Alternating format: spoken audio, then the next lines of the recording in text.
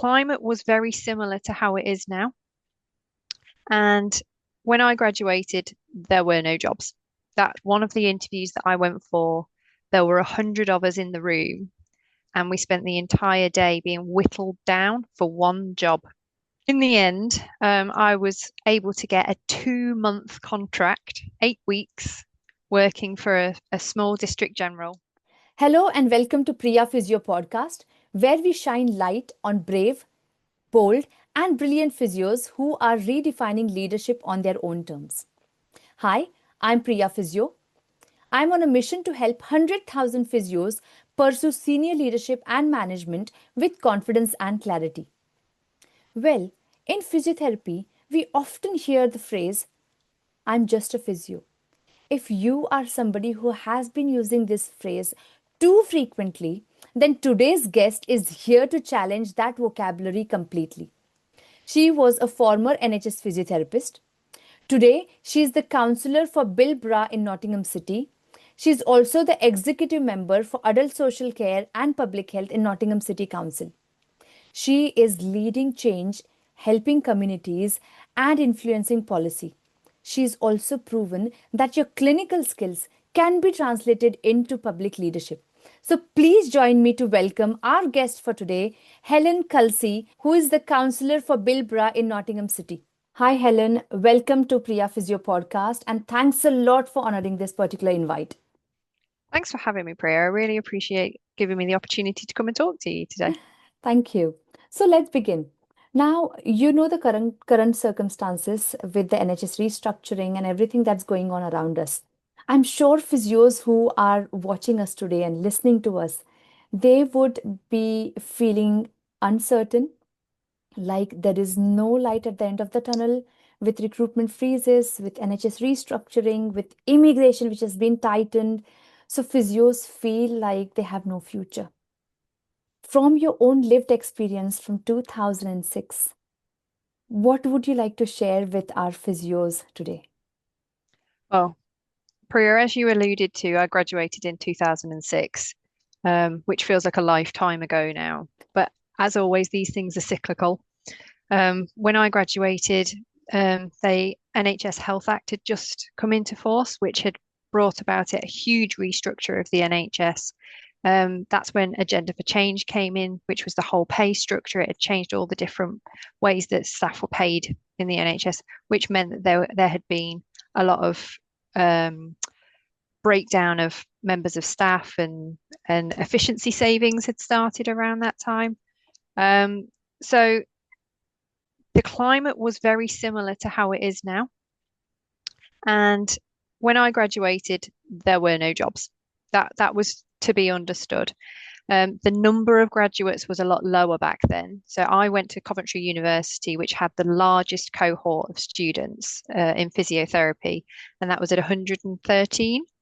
So that was huge for us. Usually there were 50 to 60 students per university studying physiotherapy at the time, and I know that's significantly greater now. So things were challenging. I must have applied for 55 jobs before I became successful. And I applied for work all over the country, any kind of physiotherapy role that you could imagine. But this was back in the day when private practices weren't recruiting new graduates at all. You only had NHS options because all private practices wanted 5 years of experience so that they didn't have to train up the new graduates at all. So yeah, I applied for 55 jobs, and I think out of that I got less than 5 interviews. Wow. Yeah. And that was having a HR executive in the family who had gone through my CV and my job applications with a fine-tooth comb. So I knew all the tricks, but still the numbers were huge. One of the interviews that I went for, there were 100 of us in the room, and we spent the entire day being whittled down for one job. And that was in Royal Leamington Spa at the time. And it was so traumatic, the different things that you had to do. In the end, I was able to get a 2-month contract, 8 weeks, working for a small district general. And that was in the outpatients department, just bringing down waiting lists. I did that, and that was able to roll on every 8 weeks. I'd get an extension to my contract. There was no job security at all. There was no protections at all. And then after about a year, I was able to get a more permanent role there. And that's when I was allowed to start rotating. So I'd spent a year working outpatients, and then I started my Band 5 rotations after that. I did about a year doing that before I moved to a larger trust that offered more sort of variety of rotations for me. And that was around the time that things started to settle down. So that was 2008. We all know what happened in 2008, which was when you had the banking crisis and the start of austerity. So the NHS was just getting back on its feet, just starting to settle in and making it a comfortable and safe workplace. Austerity hits, and then it just tumbled again. And it spent 14 years just being underfunded, and I was finding more and more pressures as I went through. And that's kind of the history of my experience of the NHS. Oh my God. Thanks a lot for sharing it in so much of detail. So, all the physios who think right now that you are in the worst situation, I would say pause, listen to the recording again and again and again, because what Helen has just explained, you are nowhere near to that. We don't see the 100 applicants in a single room scenario. And after doing all that, you don't get like an 8-week role. That is for sure. So the current climate might look uncertain, difficult, worst for you, but please listen to Helen. If she can do it, what is stopping you from doing it? Okay, so number one thing to remember is do not lose hope. Keep trying. 55 applications is what Helen mentioned. Okay, just to give you a context from my side, I used to apply for 25 to 30 minimum jobs every single day when I first came to the UK in 2012. I was new to the country. I had my own challenges, but I got through as well. Okay, so things are difficult no matter which year you are in. So don't lose hope and keep trying. That is what you can do. Thank you, Helen. That was really incredible. And now moving on from, your journey that you've explained from 2006 to all the crises that you've mentioned. And also going through I've researched you a lot, Helen, okay? Let me admit, I've researched your profile on LinkedIn, I've researched you on Google and everything. And what stood out to me that you were not interested in line management, okay? So what did formal leadership look like to you then? And how did you actually navigate from being a junior physiotherapist to? So I've never sought out leadership. Leadership was never the end goal for me. It's always been to find that thing that gives you dopamine, find that thing that gives you joy at work. And on the back of that, I need to tell you a little bit more about my journey. And I spent 5 years rotating. Once I finally got that rotational job, I was in that job for 5 years. I was not moving. And I experienced so many different things, different areas that I never imagined physiotherapists to step into that space. I worked burns and plastics, and I was working through mobilizing burns patients under general anaesthetic. I never thought I'd have a job in a theatre working with people under anaesthetic, but do you know what? I found that space and I worked in it. I worked pediatrics, I worked healthcare of the elderly, I worked falls, you name it, I did it. And once I decided that I'd probably exhausted the rotations that a large teaching trust could offer me, I started thinking about what I enjoyed the most. And I really enjoyed working in surgery. I really enjoyed working with those hyperacute post-surgical patients, the ones who were really sick. So I went and found myself a job as a band 6 in cardiothoracics. And I took a job in cardiothoracics, working with people who'd had cabbages and valve replacements, sort of pneumonectomies, lobectomies, those sorts of patients, which were really gritty, really sort of acute patients. And again, was gathering all my dopamine working with those patients, finding someone who's super sick and helping to improve their outcomes was absolutely where I got my dopamine. And people gravitate towards that when they see you feeling joy in what you're doing and feeling an enthusiasm for the work that you're doing, then they want to see what it is that you find so fascinating about it. And I really love sharing what I love with people. It's why I'm talking to you today.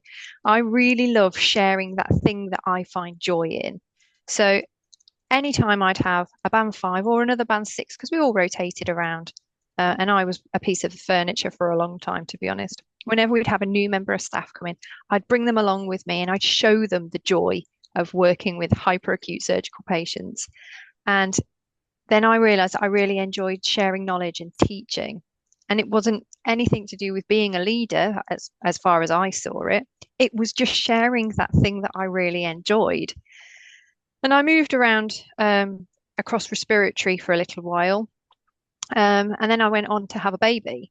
And I left my role to go on maternity leave. And I thought I'd probably exhausted all the dopamine that I could suck out of respiratory physio for a while. And a new opportunity came up, which was in oncology. And I was very reluctant because people are put off by oncology. They think of, all those awful things about working with patients who are dying. It must be really depressing and it must be really sad. But I thought, do you know what? Let's give it a go, see what happens. And honestly, it's a privilege. It was a privilege to work with people with cancer and to, again, find those people who are right in the grittiest part of the worst part of their life and help to improve their outcomes. To work with palliative patients who, again, have weeks to days, and you're actually building quality into the life that they've got left. There's huge amounts of dopamine to be collected from that as well. There's huge amounts of joy to be helping people focus on the things that really matter to them and to help them to live their best lives. And again, started dragging people along. Come and work with me. Come and see these patients and come and see the benefit that we can create. And I sort of fell into a leadership role. I fell into a band 7 job working in oncology because I was so enthusiastic. There was nobody else that was as enthusiastic about this job as me. And I thought, I've got plans for this place. And there were things that I wanted to achieve, and I wanted to develop our service, and I wanted to improve outcomes for more patients by doing more. And so again, it wasn't that I wanted the power and the leadership and that role, but I needed that post to allow me to do the things that I wanted to do and make the change that I wanted to make. And that's what leadership's always meant to me, is being able to bring people along with you, to show people the joy in what you do and help them to see that joy and share that joy until they can find the joy in the thing that they love. So many people have come through my service in oncology, and they came through dragged in through by the crooks, and they did not want to be there because they didn't want to work with cancer patients. But so many members of staff have gone on to work at the Royal Marsden and the Christie and various other places because they saw the dopamine working with this group of patients. And I was able to help structure that and show them how much joy they could get out of something. And that's what leadership is to me, is helping uncover somebody else's potential. Amazing. When you were answering this particular question, I was taking notes down. And when you say for you, leadership wasn't a destination, okay? You are on point, because leadership is never a destination. Leadership is a journey that you embark on, and you keep uncovering and unleashing new potential in you. And the more you do, the better you get at doing whatever you're doing. I absolutely agree with you. The leadership is a side effect of the thing that you're doing. And it's when people recognize what it is that you're doing is for good and they want to come along with you. And that's Mm. where leadership comes in. It's about bringing as many of those people with you as possible. Exactly, exactly. And another very interesting thing that you have been mentioning since the podcast has started, we are like, what, 10 minutes in? And you have been using the words dopamine a lot, and you have been using the word joy a lot. Okay. And just for all the viewers who are here listening to us, what does that dopamine do to you? Is like, just imagine yourself, you are walking and you find a tree of a fruit that you love. Let's say apple. You love apples, right? Let's imagine that. And you're walking and you see a tree and you just think, oh, red juicy apple. Why not go and grab one? You take a few steps closer to that, you get that hit of dopamine that you're getting closer. You want to go further. You get to the tree, you get another hit of dopamine, and you want to go and grab that particular apple. And you try. You get another hit that it is within reach and you want to get it. Okay? That is what dopamine does to you. So, what Helen has been explaining is exactly that in her career journey. Every time she did something new, she got that hit of dopamine and she wanted to do more. She felt happy and she did more. And she got that hit of dopamine again. She felt joy and she wanted to do more. And that joy was infectious. It was shown to whoever she was talking to, interacting with her patients, with other colleagues, everyone. So, what that dopamine was doing with Helen is that helping her spread that joy. Okay. Another example, you done acts of kindness? I'm sure you have in your life. The moment you help somebody on the street, you're not just getting joy for yourself, that hit of dopamine, but it transfers to that other person who you are helping. So that person gets that hit of dopamine as well. So, Helen, unknowingly, you've given that shots of dopamine to so many people who were working with you, knowingly or unknowingly. And that's what has made you become that leader that you never were aspiring to. Thanks for sharing that honestly. And another thing, okay, this is I'm being really picky here because people who are going to listen to us are going to sit with a pen and paper. And I want you all to take down notes. Because what Helen mentioned was she was in a job with her rotations for 5 years. And you know what, Helen? I talk with a lot of physios day in, day out, because I'm a leadership coach. And the one thing I hear from them is I get bored. I got bored in my role, hence I moved. And I'm like, what is it that is making you get bored? What is it that you haven't done yet? It shows that you're not working in your niche. And what Helen has been saying is exactly that. She found joy in everything that she was doing. So you've got to remember one thing. If you're getting bored way too often, you are either not working in your area of expertise or you don't like what you're doing. And as a physiotherapist, I think serving people, helping people is the primary role that we have. Helen, thank you. And 15 minutes in, and I'm all enthusiastic about uncovering more and listening more from you. So tell me, with leadership, okay, you've explained about your clinical leadership, okay? What was that moment in your life when you felt politics? This is where I want to be. And how did that idea come to you? So again, it was never something that I aspired to. It was never something that I sat down and thought, do you know what? I want to be a politician. Never did I want to be a politician. And my husband actually worked for the local council with politicians. And so politicians have always been a large part of my adult life. We've always had them around the kitchen table, chatting through things, talking about stuff. And it was always fun to get into a political debate with various politicians, as politicians love to do.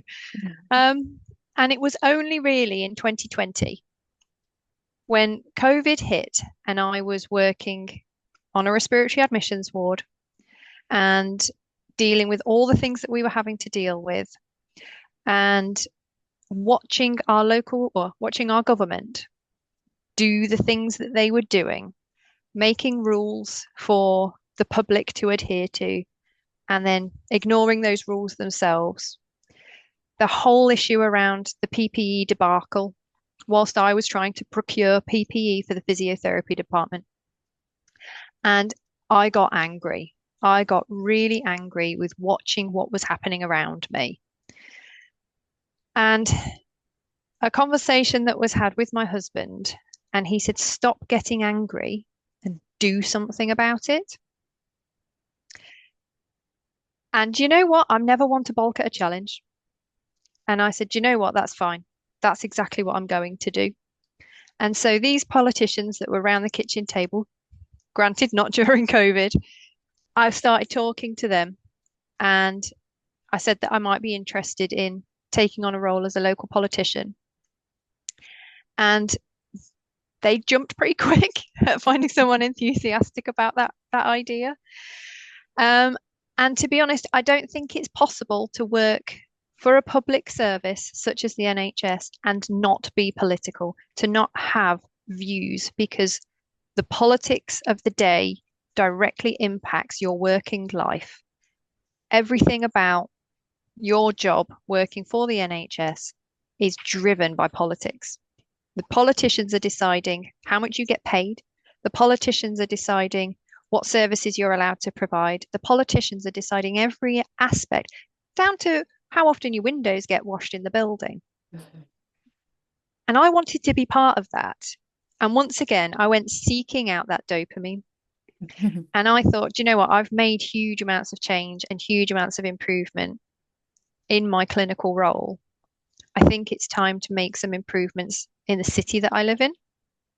And I wanted to make the city that I am raising my family in a better place.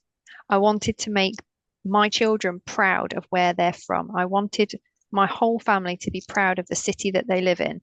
And I knew that this city, so I'm a politician in Nottingham, I knew this city had potential. It's had its problems, but I knew that it had potential to really be proud like it used to be. And that's what drove me. That's what drove me. I am a ward councillor in one of the most deprived areas of this city, and I see real pride in the people that live there. I live there too. And I want to give them something to be proud of. As a politician, I am a corporate parent to all the children in care in this city, and I want them to have opportunity and hope and joy. And I feel as a politician, I'm in a position where I can provide that. And I use my clinical skills and my managerial skills and all of the skills that I picked up working in the NHS to drive my politics and to drive the way that I behave in the ward. Thank you. I'm speechless. I'm truly speechless. So, what anger does to you? Yeah, you've explained exactly that. You know, there is a theory in brain science where, or psychology, I would say, you need to have some situations, some people, some triggers to find the real you. And you've exactly explained that because you worked as acute respiratory physiotherapist when you were fighting for a life-threatening pandemic, which no one had a clue about, and you wanted to secure the safest thing for your own ward, for your own department, for your colleagues.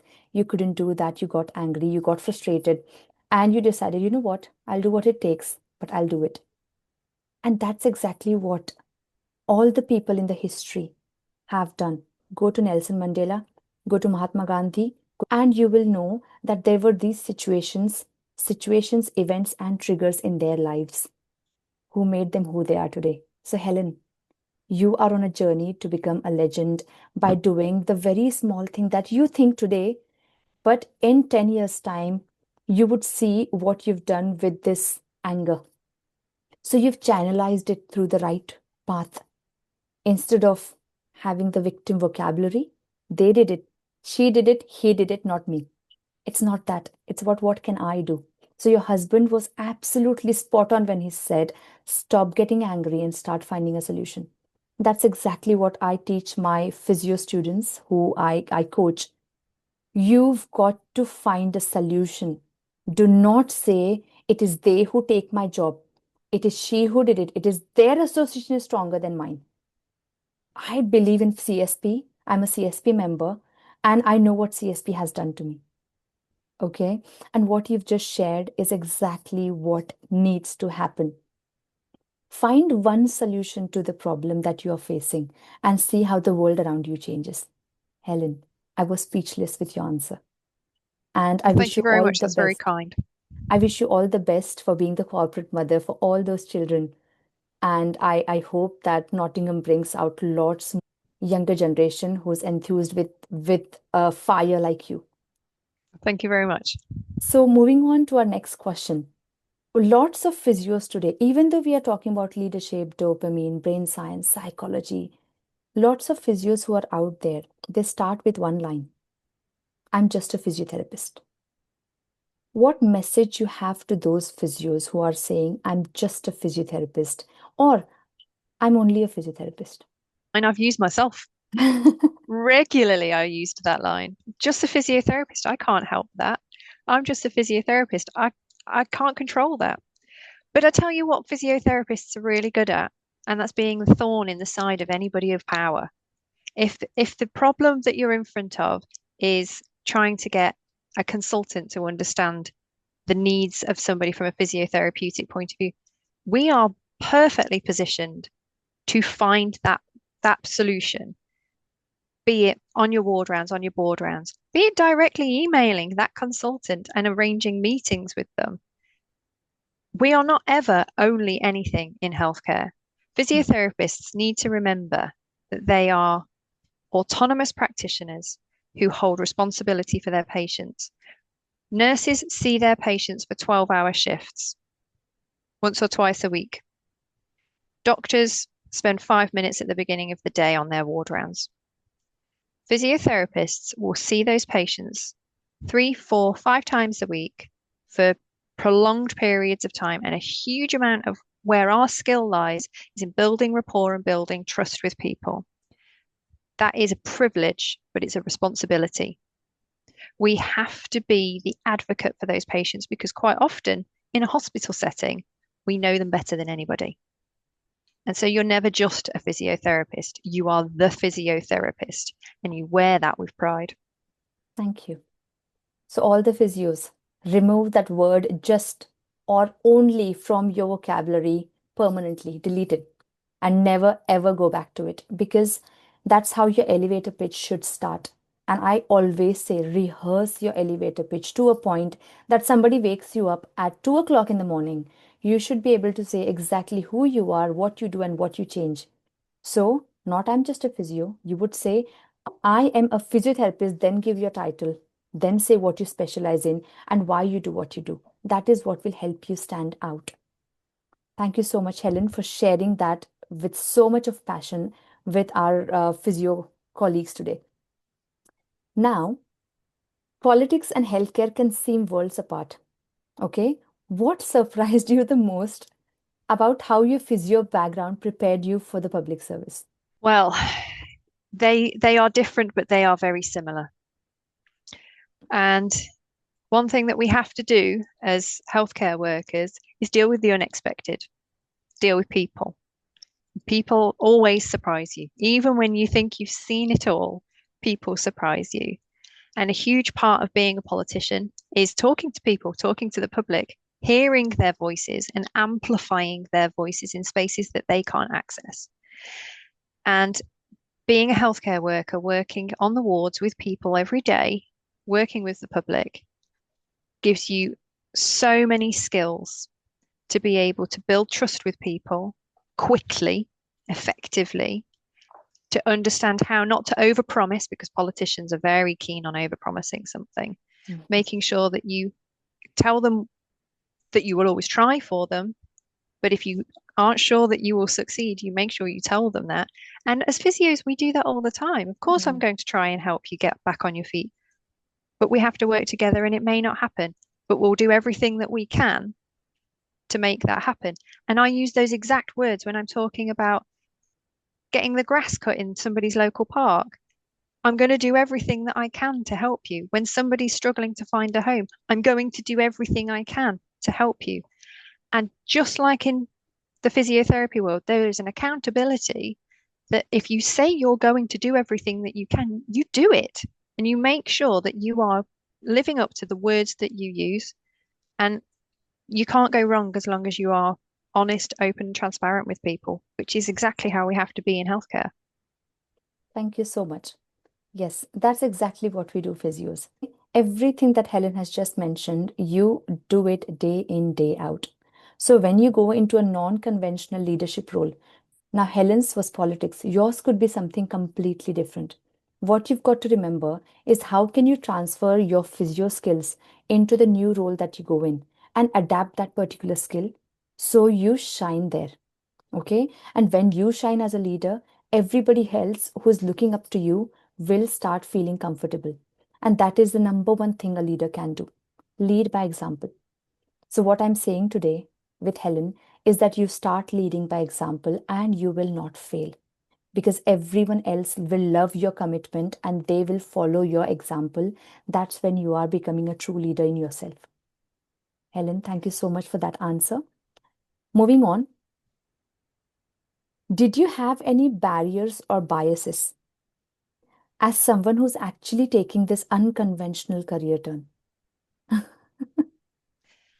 So the barriers that I had were more the ones that I'd put up for myself because I am a Labour politician. So there are very few barriers to being a woman. In fact, I'm a Labour politician in a council that has more than 50% of its politicians as women. Mhm. So there is no barrier there. There are few other barriers that generally society would put upon someone like me. However, as a healthcare worker who works potentially in a rather invisible environment, nobody thinks about physiotherapists working in respiratory. Nobody thinks about physiotherapists working in oncology. The barrier for me was how much exposure there is as a politician. I'm an introvert by nature. Hard to believe on this conversation. I am an introvert by nature. And it took me a really long time to get my head around the fact that as a politician, I had to have my photo taken at every opportunity. I had to be filmed doing various things all the time. I had to speak in front of huge groups of people, all things that I found very, very uncomfortable. And I managed to make a whole career out of avoiding that, to be honest. I'd do the odd lecture at the university, but that would be in a subject matter that I was an expert in. As a politician, you have to have an understanding of everything that's happening in the day about various different subjects. And there were things that I was asked my opinion on and wasn't actually sure what my opinion was on those things. And it's pulling yourself out of that and remembering that actually, as a politician, you're a representative of people. You're there as their voice. You don't need to be an expert in everything. I was used to being an expert. You didn't need to be an expert. You just need to have those core values in order to make the decisions that you thought were right. Those people elected me because they thought that my values matched theirs. So I had to trust myself before I made those decisions. And that's something that I've had to learn to do. Great. You know what? The more I've started talking on these podcasts with physio leaders, I've started realizing that everyone who is in a leadership role today, a non-conventional one, they always talk about values. And physios who actually apply for jobs in the UK, every single organization has its own value. And we go through those values before we apply for that job and when we prepare for interview. But what we don't realize is when it comes to leading our own life, we ignore those values, which you might have as a human being. But until you sit down and reflect, you don't know what values you stand by. Okay, so number one thing that you should have as a human being, as a physiotherapist, is have your own values. If people who you meet, you don't align with those values and you're different, please stay away from them because that could be a pitfall where you would get sucked into their energy and you might lose track.